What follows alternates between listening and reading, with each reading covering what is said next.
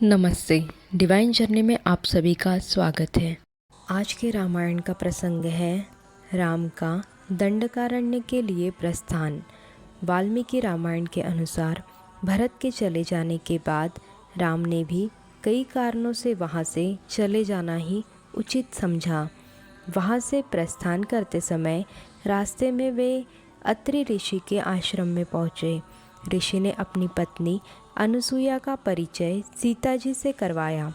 अनुसुईया ने उन्हें पतिव्रत धर्म की शिक्षा दी, साथ ही कई आभूषण भी प्रदान किए।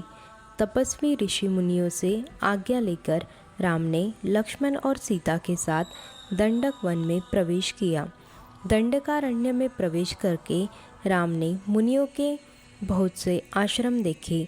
उस दुर्गम वन में उन्हें एक नरभक्षी विराध नामक राक्षस मिला, जिसकी आंखें गहरी, मुंह बहुत बड़ा था, आकार विकट था तथा जो उच्च स्वर में गर्जना कर रहा था।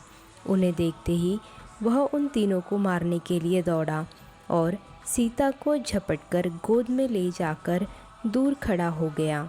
विराध ने उनसे उनका परिचय पूछा और उनके द्वारा उसके बारे में पूछे जाने पर उसने बताया, मैं जव नामक राक्षस का पुत्र हूँ और मेरी माता का नाम शतहदा है। भूमंडल के राक्षस मुझे विराट नाम से पुकारते हैं। ब्रह्मा जी से प्राप्त वरदान के कारण मैं किसी भी शस्त्र से अभेद्य हूँ। तुम दोनों इस युवती को यही छोड़ जहाँ से आए हो वही वापस लौट जाओ। इसे सुन राम की आंखें क्रोध से लाल हो गई। फिर राम, लक्ष्मण और विराध में भयंकर युद्ध हुआ। युद्ध के दौरान ही विराध ने राम, लक्ष्मण और सीता को पहचानकर अपने बारे में बताया कि वह पहले तुम्बुरु नाम गंधर्व था, जिसे कुबेर ने राक्षस होने का शाप दिया था। साथ ही उस शाप से मुक्त होने का उपाय भी बताया था कि जब दशरथ नंदन राम उसका वध करेंगे, वह अपने पहले स्वरूप को प्राप्त कर स्वर्गलोक चला जाएगा। अब वह राम के वध द्वारा शाप मुक्त हो चुका था। उस विराट ने ही पूर्वावस्था प्राप्त कर राम को शरभंग मुनि के आश्रम के बारे में बताया। उसी के कहने पर लक्ष्मण ने उसके शरीर को गड्ढे में गाड़ दिया।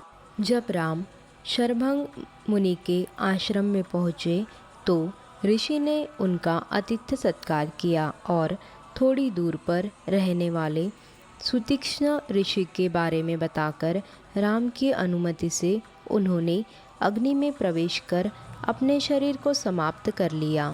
शरभंग ऋषि के ब्रह्मलोक चले जाने पर राम के पास अनेक ऋषि आए। उन्होंने बताया कि इस वन में ब्राह्मण समुदाय राक्षसों द्वारा मारा जाता है तथा उनसे अपनी रक्षा की प्रार्थना की। ऋषि मुनियों के दुख से दुखित हो राम ने उनकी रक्षा करने की प्रतिज्ञा की। इसके बाद राम सुतीक्ष्ण ऋषि के पास पहुँचे और एक ऐसे स्थान के बारे में पूछा जहाँ वे कुटीर निर्माण कर सुखपूर्वक रह सके। इसे सुनकर ऋषि ने उन्हें अपने ही आश्रम में रहने को कहा, किंतु राम ने उनकी इस बात को स्वीकार नहीं किया। इस पर ऋषि ने उन्हें दंडकारण्य वन के आश्रमों के जाने के लिए कहा। ऋषि सुतीक्ष्ण के कहने पर वे धर्मभूत मुनि के साथ उस वन के आश्रमों में गए और 10 वर्ष का समय वही व्यतीत किया। आशा करते हैं वीडियो आपको पसंद आया होगा। वीडियो को लाइक, शेयर और सब्सक्राइब करके कमेंट ज़रूर करिएगा।